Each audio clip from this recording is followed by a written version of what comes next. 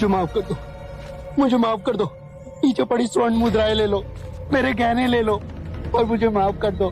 तुम कहोगे कि तुम्हें और धन चाहिए तो मैं इस वन में आके छोड़ दूंगा, पर मुझे छोड़ दो।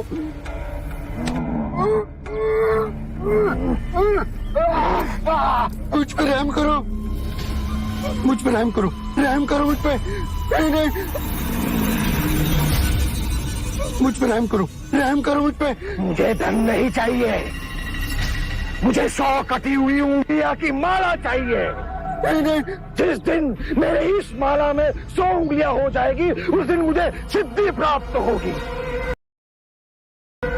मेरी शक्तियां प्रबल रूप लेगी और पूरी सृष्टि में विकसित होगी। मुझ पे रहम करो।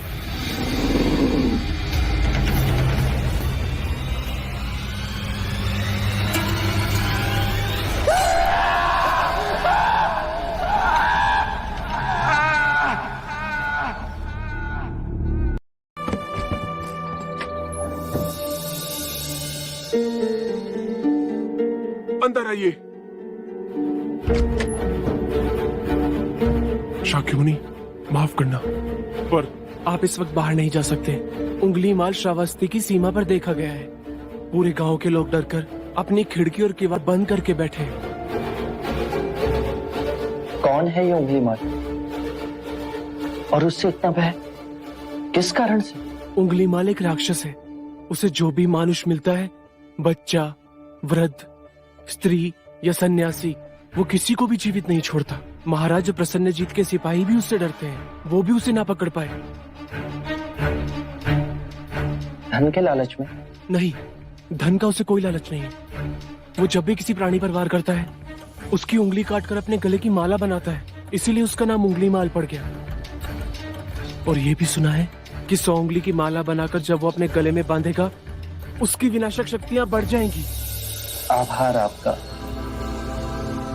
आपने मुझे उसके बारे में बताया। मुनि जी, आप बाहर न जाएं, वो आप पर भी वार कर सकता है। भय से अपनी राह छोड़ दूं, ऐसा मैंने कभी नहीं किया। मुझे भिक्षा मांगते देख जन जन के हृदय में उंगली माल का भय कम होगा।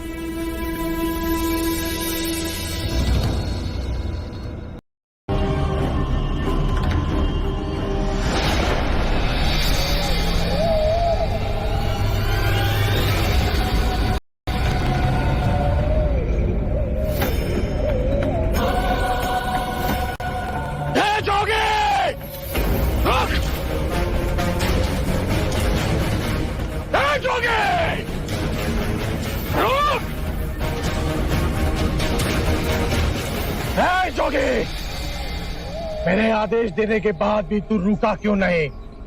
मैं तो बहुत पहले ही रुक चुका हूं, तुम ही नहीं रुके। मुझे मुझसे भय नहीं लग रहा। मैं आदि मानव हूं। नहीं, तुम मानव हो। जोगी, तूने कहा कि तू कब का रुक चुका है, और तू तो चल ही रहा था, और तूने ये क्यों कहा कि मैं नहीं रुका? मैं बहुत पहले ही रुक गया। ऐसे सारे बुरे कृत्य छोड़ दिए जिससे किसी भी प्राणी को दुख या कष्ट पहुंचे। मैंने जीवन की सुरक्षा करना सीखा। सब जीना चाहते हैं, बस तुम उन्हें करुणा से देखो तो।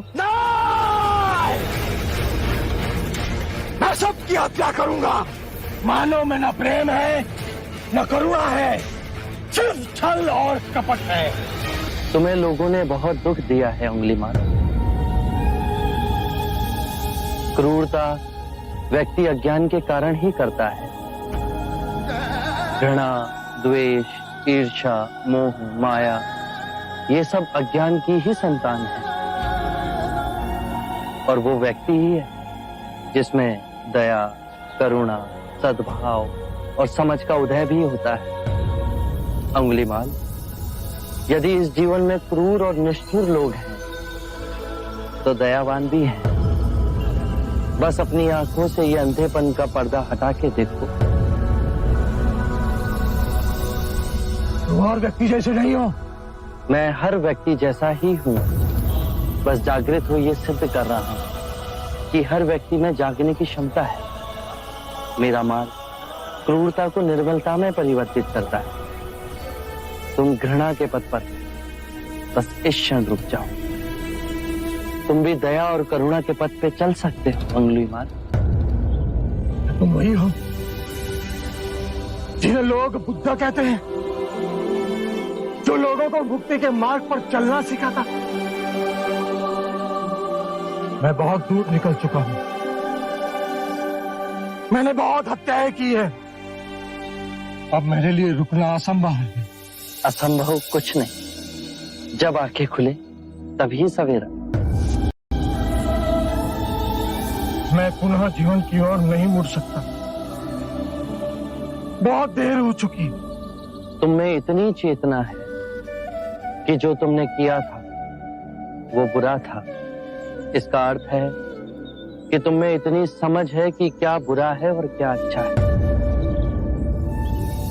अंगुलीमाल, जिस दिन से तुमने अच्छा कार्य शुरू किया उस दिन से तुम्हारा नया जीवन शुरू हो जाएगा।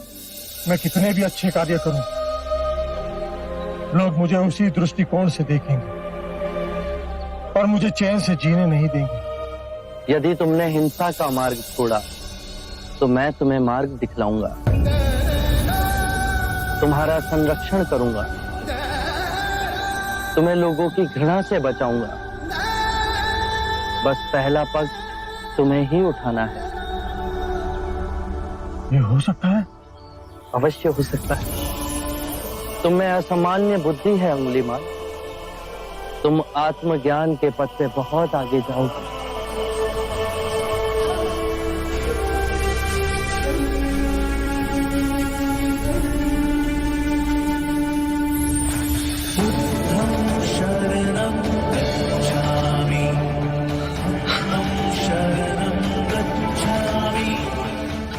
मैं आपको वचन देता हूं,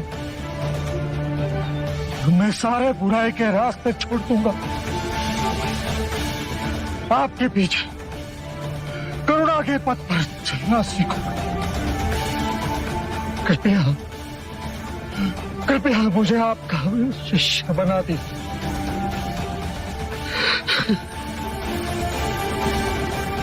मैं शिष्य नहीं बनाता।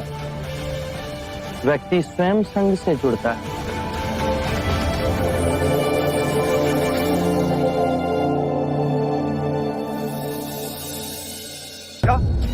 सिद्धार्थ नहीं महाराज, शाक्य मुनि गौतम बुद्ध। ये सूचना सत्य नहीं हो सकती। सत्य है महाराज। बुद्ध की दृष्टि मात्र पड़ते ही उंगलीमाल जैसा राक्षस सहजता से उनका भिक्षु बन गया। मैं नहीं मानता। अपना प्रचार करने हेतु सिद्धार्थ ने झूठा समाचार उड़ाया। ऐसे क्या निहार है? क्षमा करें महाराज, सिद्धार्थ तो बुद्ध बन गए, पर आप अब भी उनके विरुद्ध मन में गड़ी भास ना निकाल सके। आप जब वो सिद्धार्थ थे तब भी अनूठे ही थे महाराज। हम तो उनके परम शत्रु थे, तब भी उन्होंने 2 बार हमें जीवन दान दिया। बस एक भक्षक को रक्षक बना दिया। उसमें आश्चर्य की कोई बात नहीं है महाराज। हमारे जीते जी एक व्यक्ति का इतना बड़ा रूपांतरण हुआ है। वो तत्व से बुद्ध बन गया। ये चमत्कार ही तो है महाराज। अंगुलीमाल का ये हृदय परिवर्तन जब तक हम स्वयं न देख लें विश्वास न होगा। साफ स्वरूप धर ले, फिर भी वो डसता अवश्य है।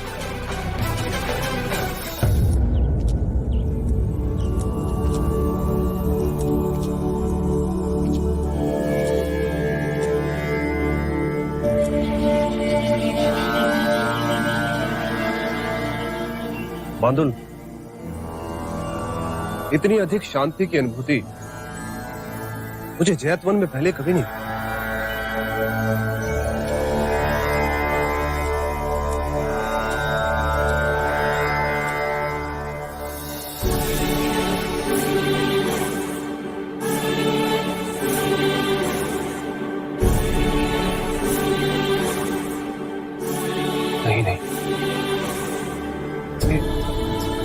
ये सिद्धार्थ नहीं, ये तो कोई देवता है।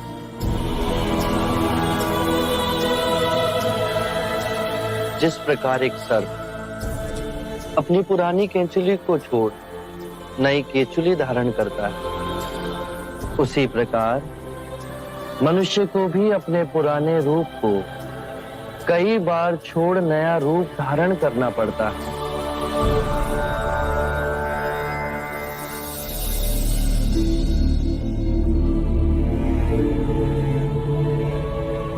आइए कौशल नरेश, स्वागत है आपका।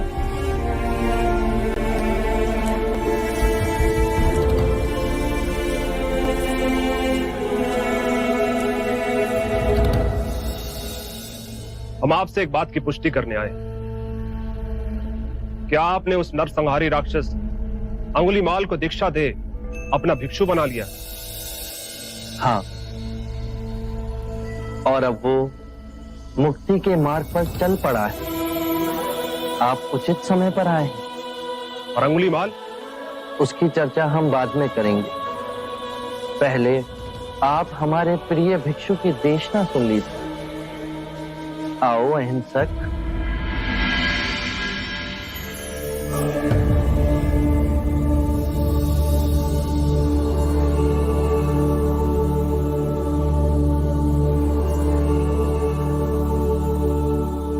बुद्ध कहते हैं, जो हम सोचते हैं वही परिणाम बनते हैं। अच्छे विचार अच्छे परिणामों को जन्म देते हैं, बुरे विचार बुरे परिणामों को। यही प्रकृति का नियम है। व्यक्ति का सबसे बड़ा शत्रु उसका अपना मन है, जो जिधर चाहे जो चाहे उस व्यक्ति से अनुचित कार्य करवा सकता है। इतनी गूढ़ बातें कितने साधारण प्रकार से बताई आपके इस भिक्षु ने। कौशल नरेश, ये भिक्षु अहिंसक है। दीक्षा से पूर्व लोग इन्हें ही अंगुलीमाल कहते थे।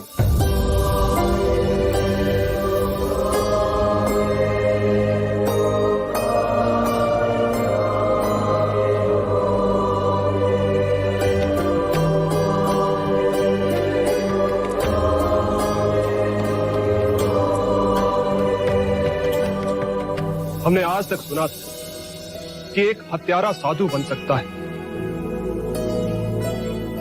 पर आज अपनी आंखों से देख हमारा रोम रोम सिहर उठा। अंगुलीमाल, हम तुम्हें जीवन दान और स्वतंत्रता देते हैं। महाराज, आप दयालु हैं। नहीं, दया और करुणा की मूर्ति तो स्वयं शाक्य मुनि गौतम बुद्ध। मानवता के इतिहास में अपराधियों को दंड दे उन्हें सुधारने का प्रयत्न तो किया गया, पर अपराधी के हृदय में ये क्रांति केवल गौतम बुद्ध ही ला सकते हैं।